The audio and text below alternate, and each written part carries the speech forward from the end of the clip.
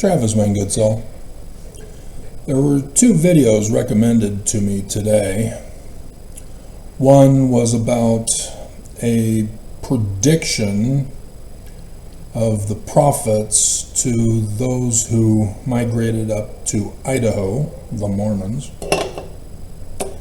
The other one is by anticipating Christ's return, why this new apostle is a big deal. And so,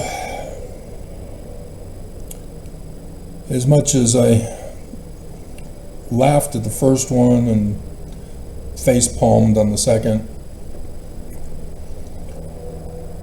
we need to discuss this. The big problem with both of these women is what's called speculation faith.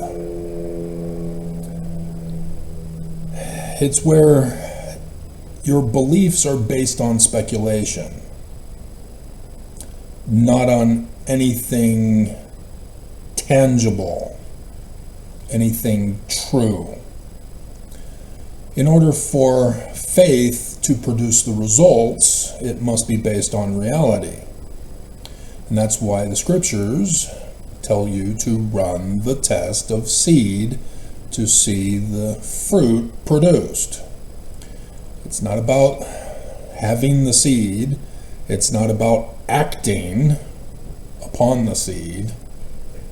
It's about producing the results. Be the being, as Hinckley talked about in his one book about being. This 5 B's or 7 B's or 50 B's.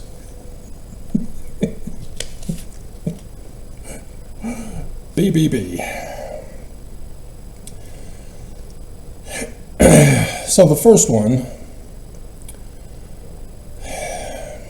she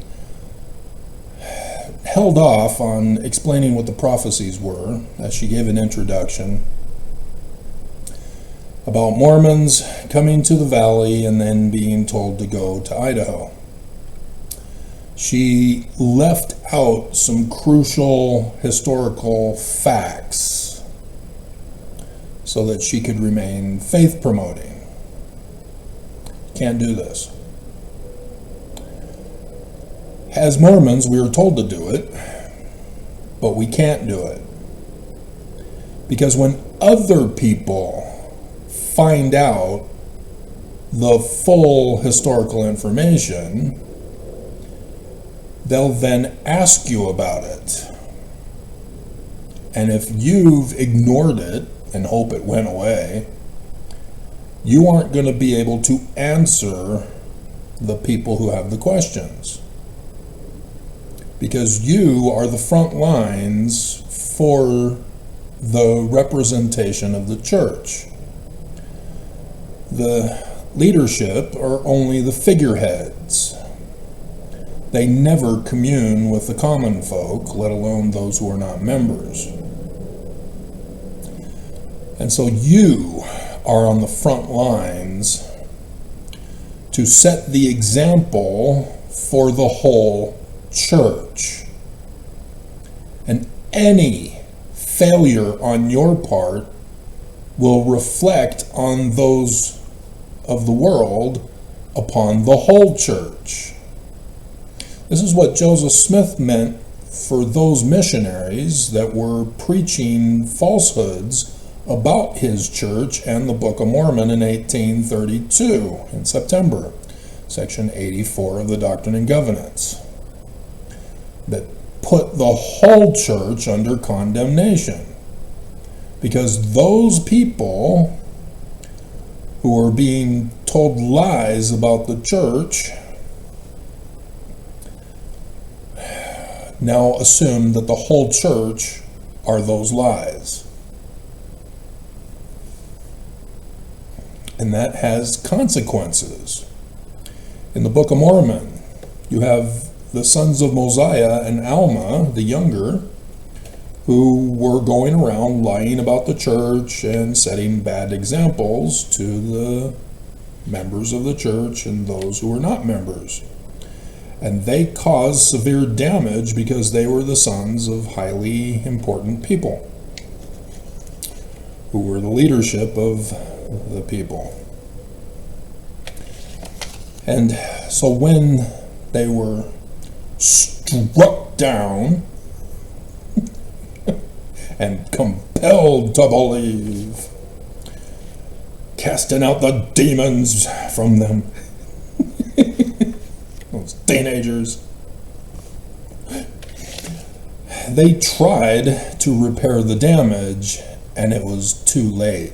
The damage that they had caused was too widespread and too severe, and the people refused to listen or to change their minds like they did. They were conspiratorially suspicious that something was up, that daddies got to them.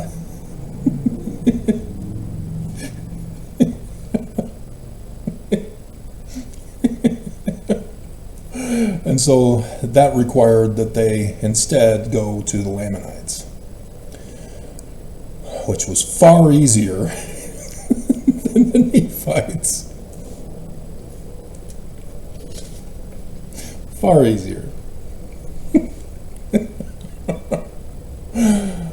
And so, yes, Mormons don't realize how important they are to the church. And so those who do YouTube videos who get almost 10K for anticipating Christ's return, you guys don't realize how vital it is that you do your videos correctly. Unfortunately, there is no Mormon who does their video correctly.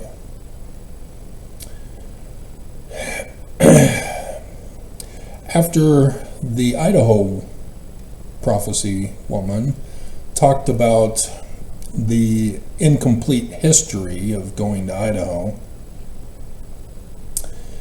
because she didn't put in the dates of when they came to the valley and when sent to Idaho. She doesn't even name the specific prophecies of which prophet about Idaho. And nevertheless, she is repeating words over and over again. She's scripted. I can tell she's reading from a script. And she wrote repeated words.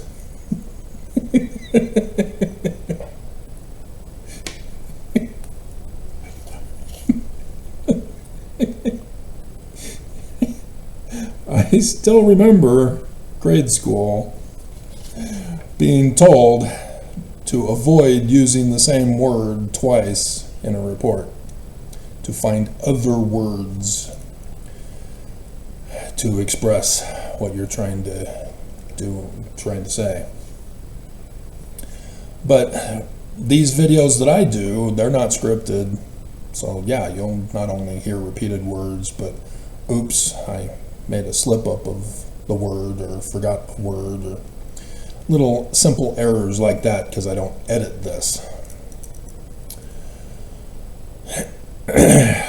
So the prophecy that she finally got around to, like I finally got around to after 9 minutes, is that the prophets prophesied that the Idahoans would plant crops and they would grow. I'm not kidding.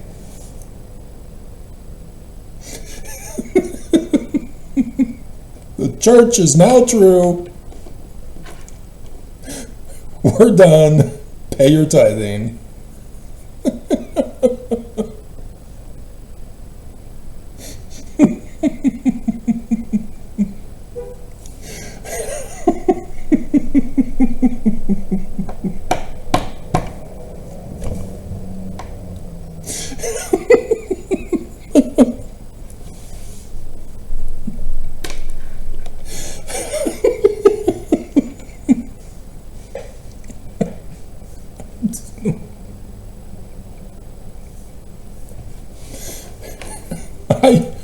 hung around for that. This is why I typically don't watch Mormon channels.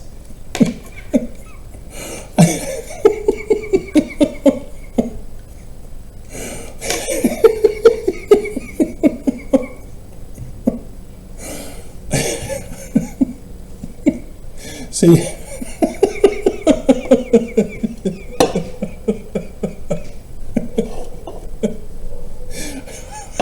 that's just.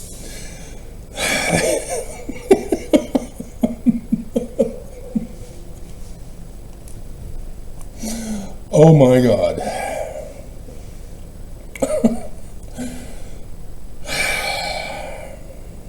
So, yeah, there are so many questions of the blanks that she was leaving out that I needed answered to understand the bigger picture. But then to find out that there were no prophecies for the Idahoans by the prophets. Speculation faith. Creating prophecies that do not exist, and thus creating Mormon myths,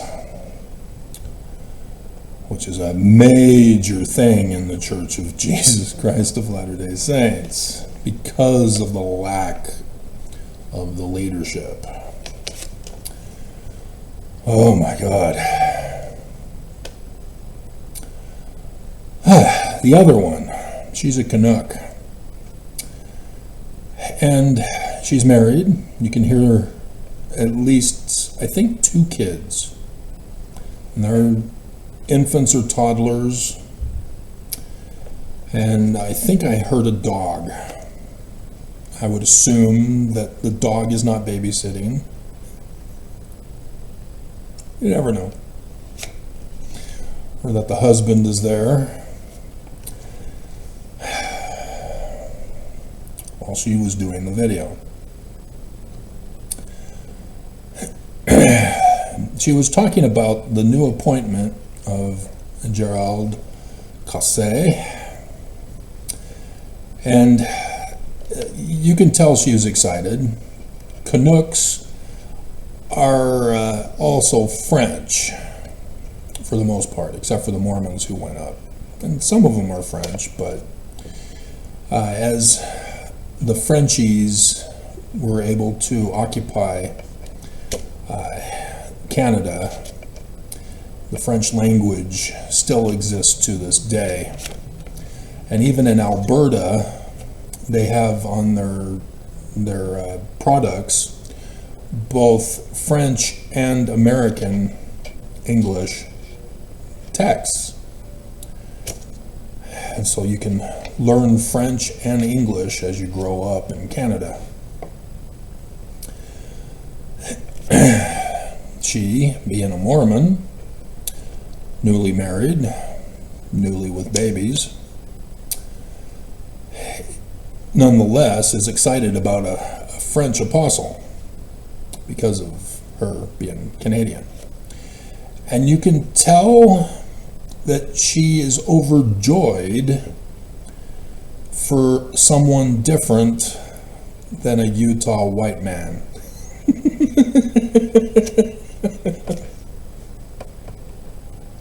So was I when I showed that picture this morning.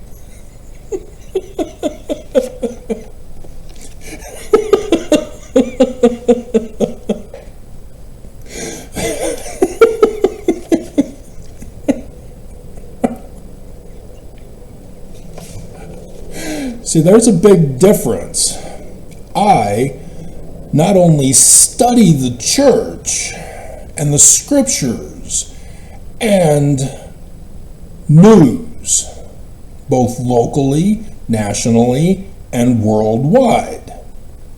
That's why last night, talking about Cassé's appointment, I brought out if anybody else had been paying attention to what's going on in France lately. Not just because he's the bag man, as D. Todd Christofferson was the fixer. You need to know these facts about the church. You can't ignore them and hope they go away. You can't just say, well, it's not faith promoting, so we're not going to talk about it. You have to talk about it, because the world will see this and they'll have questions. And you are the ones on the front line to represent the church. And if you lie to them and leave out information to not answer their questions, they are not going to have a good opinion of you, and thus the church as a whole. You are putting the church under condemnation because of your lack of knowledge of Mormonism. And as much as it leads to apostasy, as I've set the example for you, you have to answer the questions. You cannot let them go. Because the world already has had their opinions of Mormonism now. There are very few people left in the world who are clueless about Mormonism, and they're in the places where the church is growing. As she lies, saying that the church is still growing. No, it's not. It's crashing. She lied for her speculation faith. And yeah, I could tell, she was very excited. But you can't leave out information. And so she's, as a Canadian, is not a Utah Mormon. So I readily recognize the difference, especially from her own words. Even though she didn't come out and say it, I knew exactly what she meant. There is a big difference of Mormon interpretation of those who are in Utah versus those who are out of Utah. And even those who leave the church in Utah and out of Utah. Big difference in the way you perceive Mormonism, which is revealed in the manner in which you speak of it. And so her use of sacred calling assumes premises that she did not mention, part of speculation faith. This would be more of assumed faith, that you just assume certain things are true and therefore have your faith based upon the assumptions that you have, that is never answered by yourself to get a confirmation of what they actually are, so that you're not assuming things. Because repeatedly over all my decades, everybody says, well, you know what, assumptions make you and me. Well, not me, you maybe.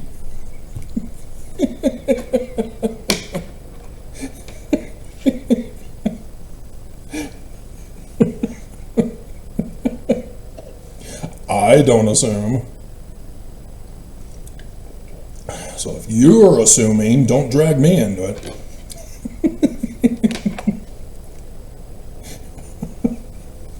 There's no I in assume.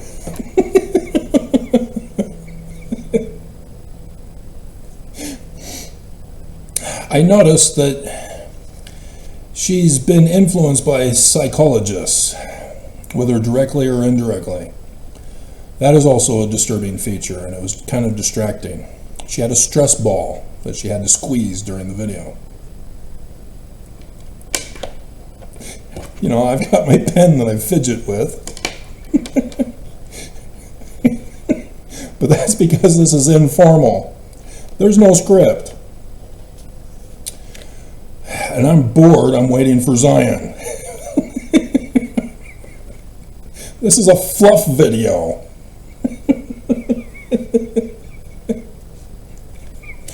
I'd rather be doing videos talking about the design of Zion and how it will be run. I would like to do videos on going over the words of Scripture. I would like to be doing videos on translation from the ancient languages.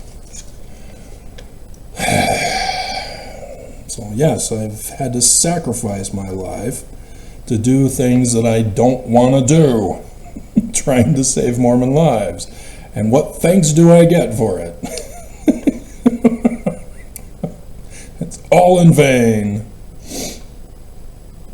And so she is imposing on Kasse's life as to how he is to be the prophet.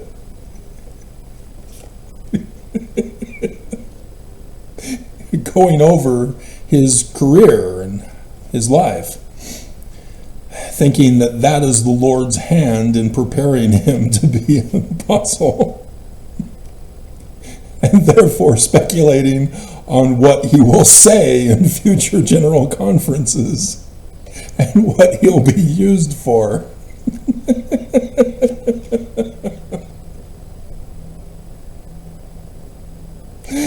Did you not learn from Trump?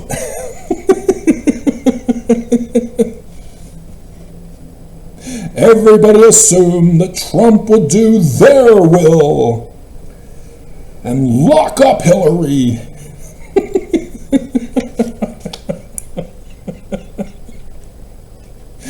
And Fox News keeps trying to do the videos to convince Trump to lock her up. He's still not doing it.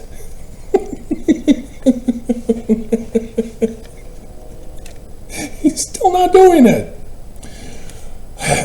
So no, you can't do that. You are not the person. You cannot speculate what the other person is thinking, feeling, believing, or is going to do or not do. This is a common frailty of mankind to impose upon leadership what they demand them to do. This was done with Oakes when he became the president of the church. The Salt Lake Tribune, began to pressure Oakes. Will he stand up to Trump? Oakes with the Constitution versus Trump. They were imposing their will upon Oakes to get Oakes in trouble with Trump. You can't do that. And yet it is way too common of a practice, not just in the church, but throughout the world. And she's from Canada doing it. And so, no, you can't speculate. I mean, yes, she at least went over what he has done in his life. But she thinks that because of that, he is going to be used to build up the church in Europe, and then also humanitarian efforts, because he was the bagman for the church.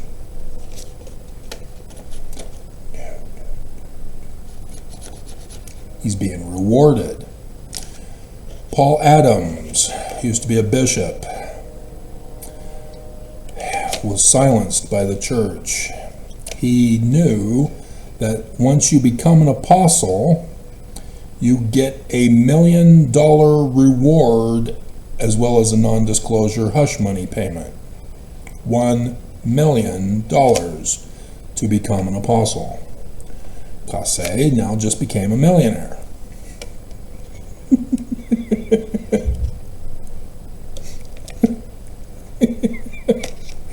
He's still in the lower 6. You need to know this difference. The lower 6 are not privy to the bigger picture that the upper six and the first presidency are. So, I'm willing to bet rank and age have Casse already added to the list. So let's confirm this. Are you kidding me? This is unbelievable. You're still recording? Yeah.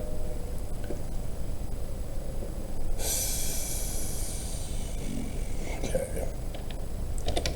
Rank and age of apostles. And 3-story. And there he is. Brand new. Brand new. Okay. So we get that snapshot. So we got Gerald, Patrick, Ulysses, Garrett, Dale, Gary. Those are the lower six. Razban just got promoted to the upper six. So remember what he just did recently? Yep. And Anderson, oh my God. I am still busting up over that one.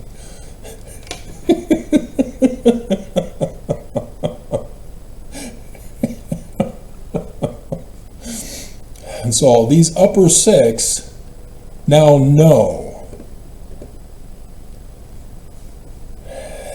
they are not naive about the church.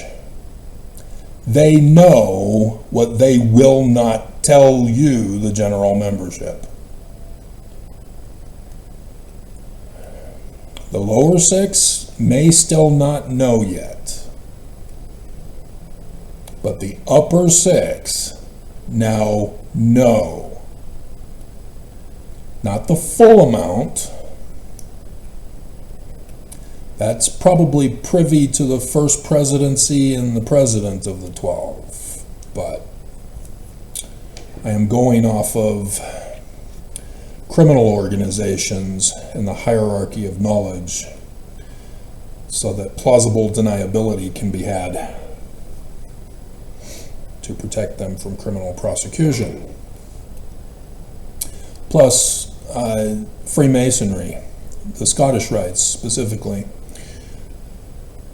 they had the rankings, and the higher up you go, the more knowledge you obtain.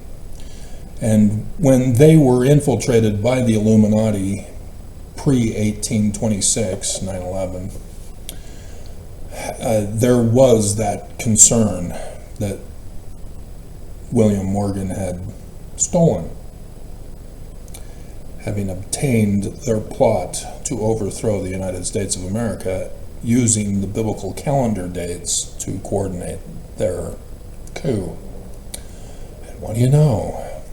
Book of Mormon was right. Exactly right. Except for Oaks changed it to a test run in 2020. Oopsies. This is what this Canuck does not know, as she is anticipating Christ's return. She is not listening when Oaks got leaked at the Boise Rescue saying, we don't see Jesus. We feel him just like you do. And so when we say we know Christ lives, we don't actually know. We feel it and call it knowledge. So Anderson likewise.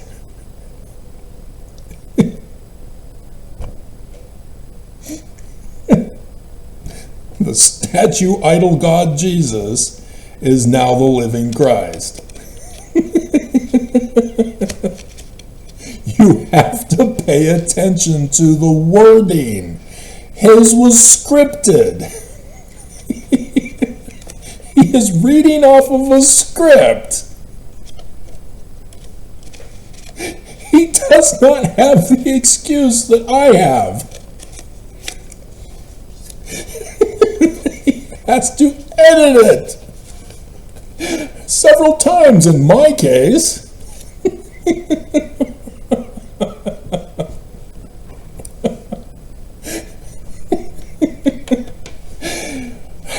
And so she does not understand the bigger picture. There is no Jesus. He ain't coming. It's all a con and a fraud. And this is disturbing to Mormons who have built their foundation of sand, feelings, faith. It collapses under reality. And so she believes that the building of Zion is members joining the church, just as Nelson told us it was. That members have to stay where they are, scattered around the world. But by joining the church wherever you are scattered, you are now gathered. No! Who the bleep told you that? Oh, Nelson did. Unbelievable.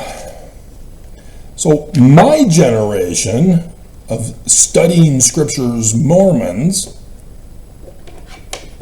know damn well the scriptures talk about a gathering of Mormons from all over the world.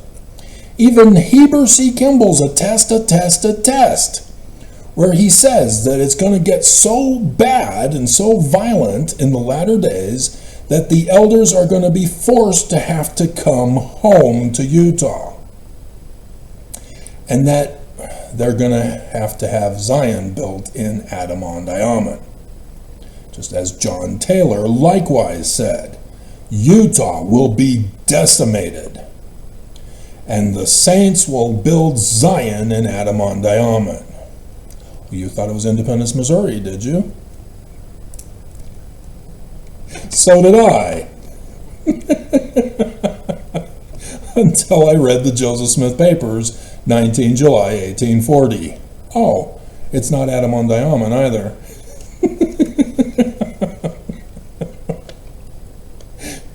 And so this scattering and gathering is missing from her understanding of Mormonism as she's anticipating Christ's return. And so to finish it off, we'll go over the scriptures and English grammar.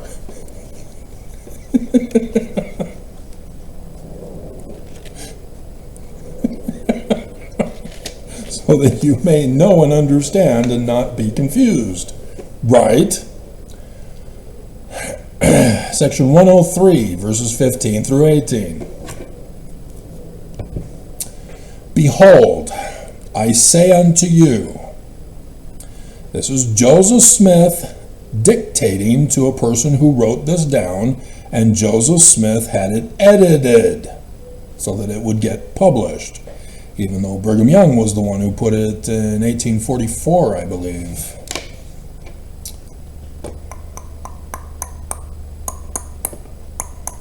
But it's in the Joseph Smith Papers as well to confirm that it's a legitimate document.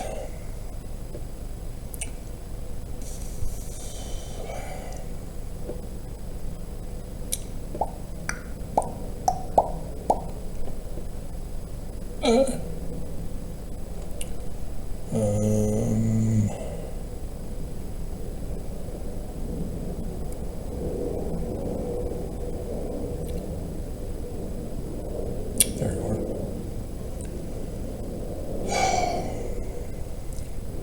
So many projects. I just want to sign it. Just want to sign it.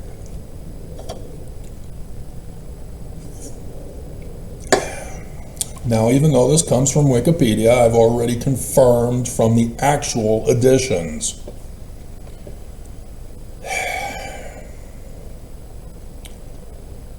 need to do that. Yeah, section 103 was put in Brigham Young's 1844 edition. Joseph Smith was assassinated. Brigham Young came out with a new edition to try to lure members to him by putting in some that were legitimately Joseph Smith's and some that weren't.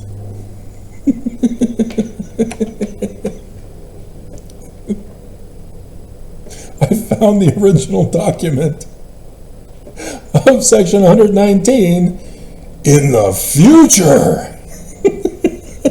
Almost 40 years in the future.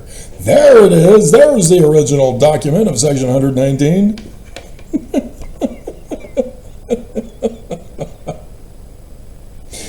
And the 2 on baptism for the dead. Yep. Okay. Section 103 is legitimate because it was the letter. No, it was the revelation. It was 85 that was the letter. Okay. Yep. So, pay attention to the English. Pay attention to the words. Do not remove words. Do not change definitions. Behold, I say unto you, the redemption of Zion must needs come by power.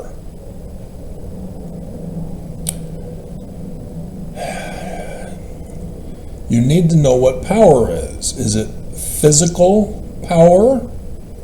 Or is it what Joseph Smith talks about in other places about the gift and power of God? What gift? Seer, prophet, revelator, translator of Paleo, Hebrew, and Egyptian, with the keys of the head of the church as the man like Moses. Section 107, verses 91 and 92. That is how the redemption of Zion is going to come by power. A man like Joseph Smith. But let's keep reading. Maybe it's a space alien. Therefore, that's a concluding statement. I will, future tense, raise up. So it's not Joseph Smith, as there are a number of Mormons who say so because the church footnoted it wrong.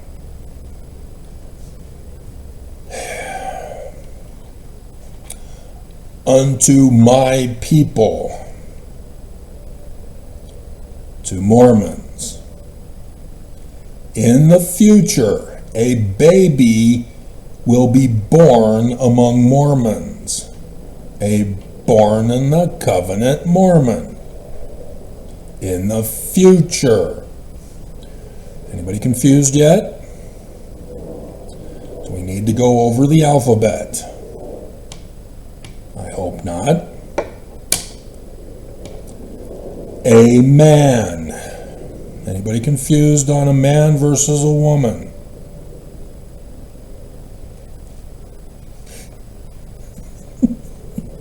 There are feminazis who want to put women in to replace men. And the argument never made sense to me in the 80s and in the early 90s when they were talking about how men should be women and women should be men and to understand each other. And well, then you're not a man anymore, you're a woman. And you're not a woman, you're a man. People didn't make sense.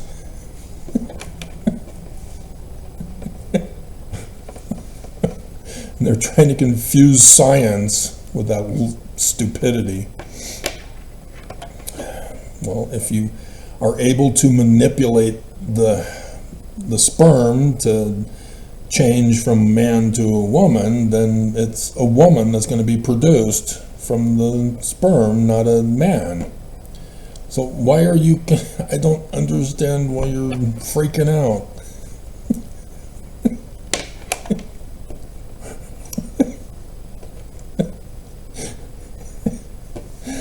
Anyway, so this future Mormon man with Mormon parents who shall lead Mormons, get your pronouns right, like as Moses. This is what the Canuck did not factor in for her anticipating Christ's return, or whatever the title of her channel was. This is who Mormons should be anticipating. Do you not understand this? This is obviously not Jesus. It says so because of the words of the text. This isn't speculation. This is Joseph Smith, as a prophet, giving a prophecy of a future Mormon yet to be born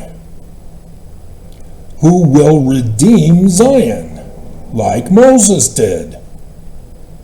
So where does Moses redeem Zion? The book of Exodus. So how did Moses redeem Zion?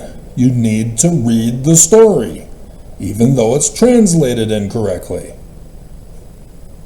You can still get the general idea of the framework that needs to be done to know of the Mormon when he comes. Because not only will he be a man like Moses, thus confronting the great and abominable church of the devil in Pharaoh's court, but he will also demonstrate his authority through the gifts and powers of seer, prophet, revelator, and translator of Paleo, Hebrew, and Egyptian. So was this Oakes? Was it Nelson? Is it one of the others? Is it Cassé? Is he going to do it? The answer's already no. It is the church's official statement that they will never predict the future. They will never give you calendar dates and clock times of predictions of the future. They will never claim the title, let alone the gift of translation of Paleo, Hebrew, and Egyptian. They refuse to translate the Bible correctly. And they don't have visions and dreams because they turned Joseph's into literal histories, just like Constantine did to the Jews.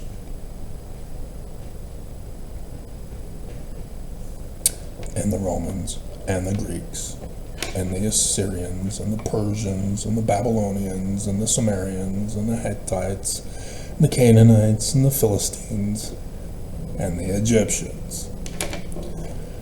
And thus called them all pagan because they did not conform and comply to the first creed of Christianity. And so Moses has a vision to start his ministry. It wasn't a real burning bush, by the way.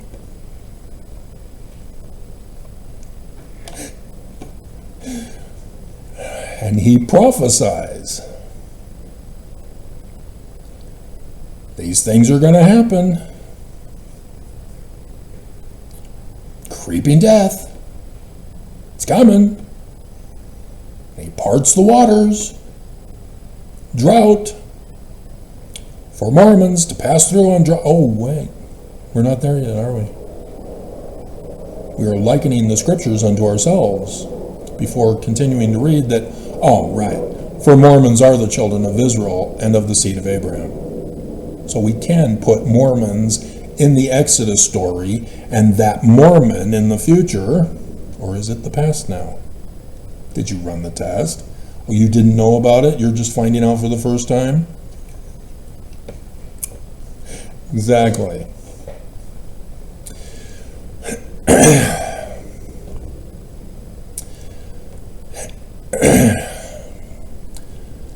Yeah, all of this. You will know him by his fruits.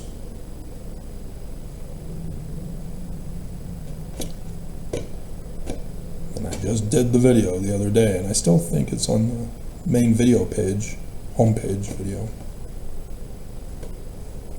Though YouTube likes to delete it every now and then so that it doesn't show when I'm not signed in. Nonetheless. But here's something that shouldn't surprise Mormons. After learning that they have no gifts, that they have the wrong keys to be the head of the church, that only the first president is supposed to have them and not all 12. They have different keys. They are not to be seers, prophets, revelators, or translators, even though they don't claim the title.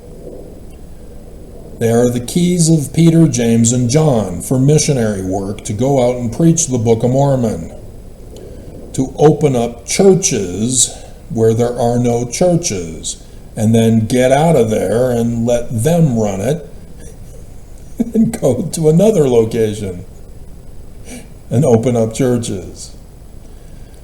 And then, in the latter days, this Mormon will come and gather Mormons from all over the earth.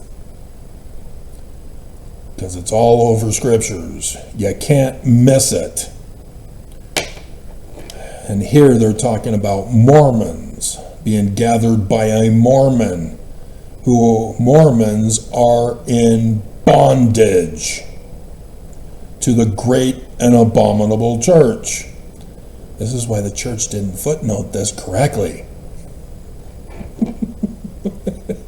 This is why they say you need to stay scattered around the world.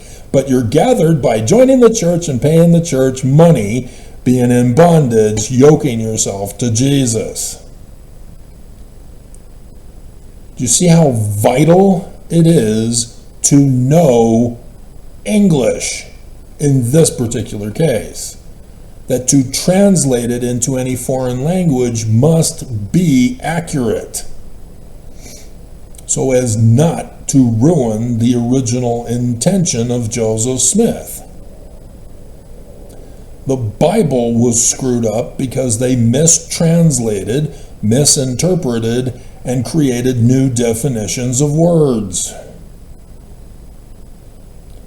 Don't do that with Joseph and the Book of Mormon.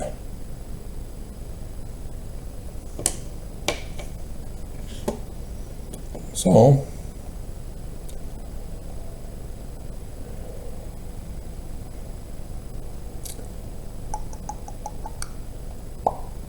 Jeremiah chapter 23. Bruce R. McConkie knows it's about the latter days. The remnants of Israel, who are the remnants of Israel, Mormons, shall be gathered in the last days. King Messiah, parentheses, the branch, shall reign in righteousness. False prophets, who would they be, Bruce R. McConkie? Who teach lies shall be cursed, with the sun shall be darkened, moon turned to blood, stars fall from heaven at your death.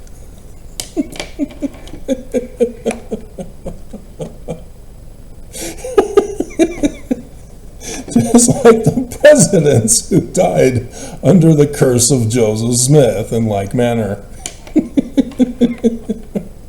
There were just those certain apostles who got to share in the fate. And so it talks about pastors who destroy and scatter the sheep. This is about Mormons. That's what Joseph Smith is telling you. You are in bondage to false prophets. Is Joseph Smith true, or is he false? If he's false, how could this church be true if they claim they're a succession of Joseph Smith? You gotta think. Oh no, leads to apostasy. Therefore, saith the Lord God of Israel against the pastors that feed my people. You have scattered my flock and driven them away and have not visited them. I will visit you, the evil of your doings. I will gather the remnant of my flock out of all countries. How hard is this to understand that Mormons are scattered, being baptized in another country? When the prophets tell you that you are gathering to the church through baptism in your country, that is a direct contradiction of Jeremiah chapter 3. The Book of Mormon tells you Jeremiah is a true prophet, because he was in prison when Lehi was leaving.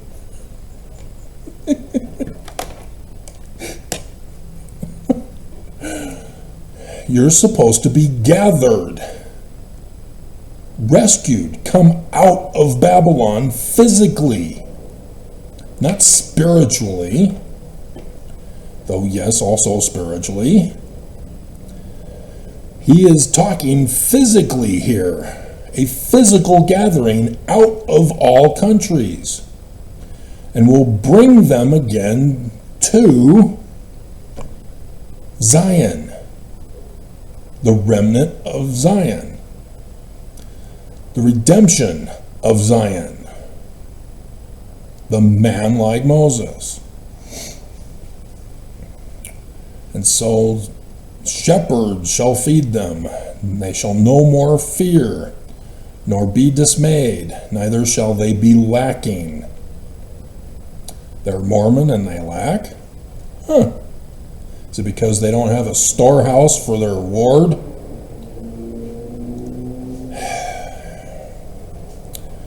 And so, here comes his prophecy. Behold, the days come, saith the Lord, that I will raise unto David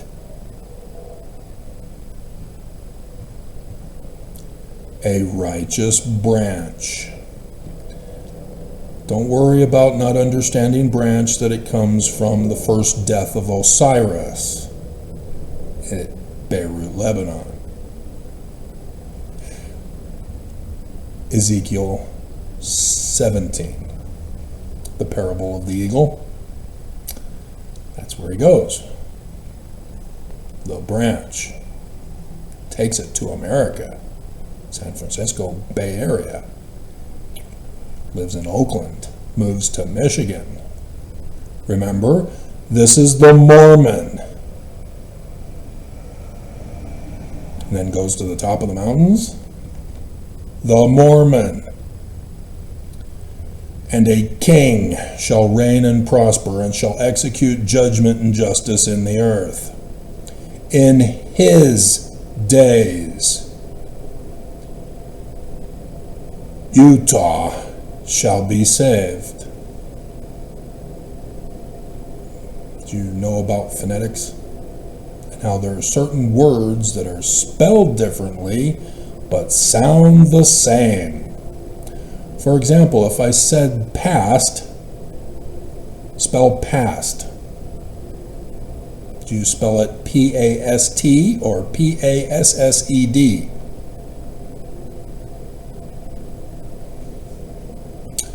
Utah shall be saved, and Israel, Mormons, scattered all over the earth, shall dwell safely.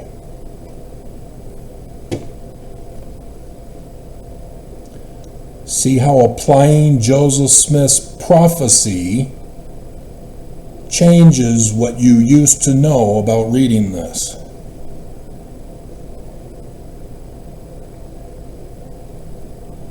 And this is the name whereby he shall be called: Yahweh, King Zadok. Got to know Paleo Hebrew for that one.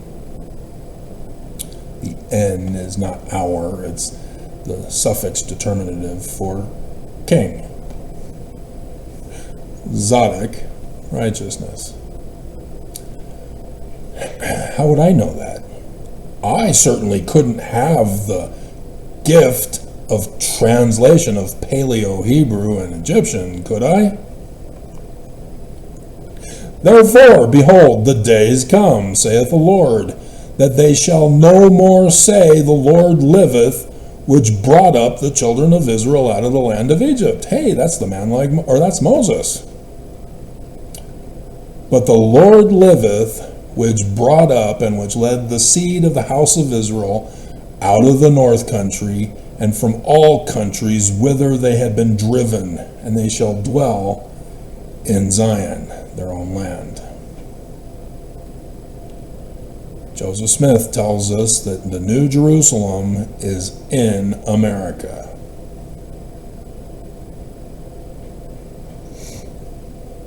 Not independence or Adamantine. The man like Moses. Isaiah and Jeremiah are talking about the Mormon. That's why he's in the Book of Mormon. And to finish it off, I'll show you from the Book of Mormon. 2 Nephi chapter 3 verse 5. We all know this is about Joseph Smith Jr. So, wherefore Joseph of Egypt truly saw as a seer our day, because he had visions and dreams. And he obtained a promise of the Lord that out of the fruit of his loins the Lord God would raise up a righteous branch unto Mormons, Joseph Smith, not the latter-day Mormon, Messiah ben David, but a branch which was to be broken off. Nevertheless, Joseph Smith is to be remembered in the covenants of the Lord, that the future Mormon should be made manifest physically, not spiritually, by proxy of the idol statue god Jesus, unto Mormons in the latter days,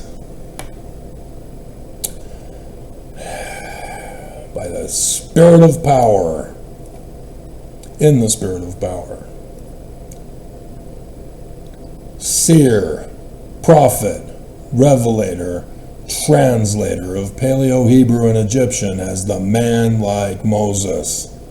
And then he goes on to talks about Hanukkah, which Hanukkah is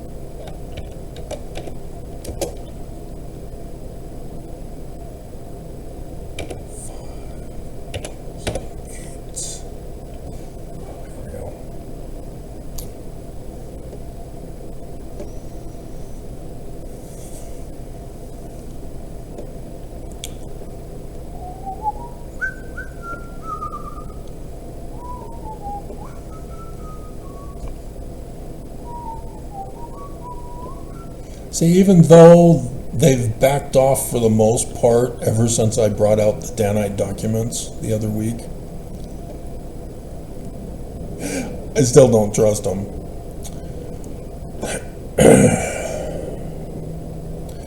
So, Hanukkah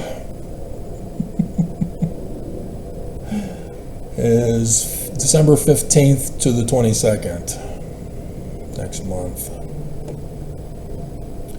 So yeah, dear God. So that's why it's important right now as the second day of the House of Israel's Feast of Tents, Tabernacles, Ingathering, Sukkot, Harvest, etc. Whereas Utah's was last month, and oops, Utah's not going to be saved in Washington. Just like the Constitution has been destroyed. So yeah, we're looking at a horrible tragedy here.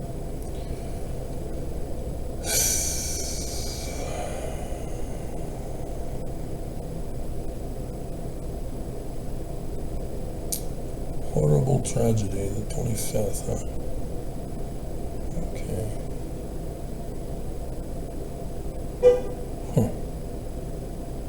Yeah, 15th through the 22nd of December. So right before Christmas,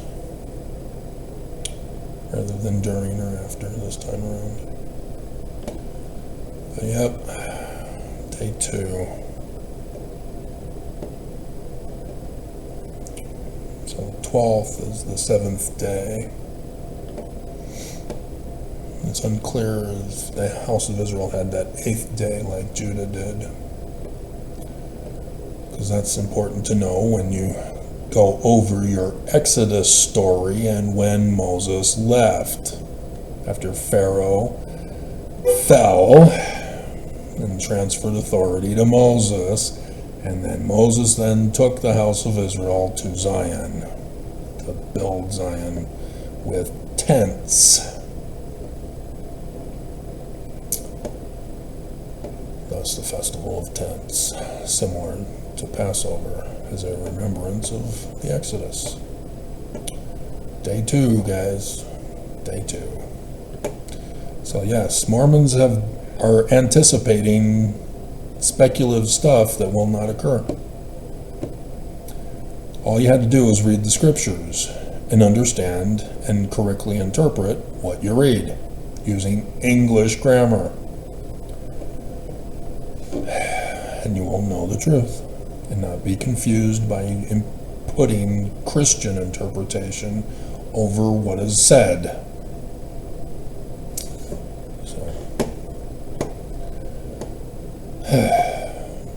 Another video YouTube will not allow anybody to see.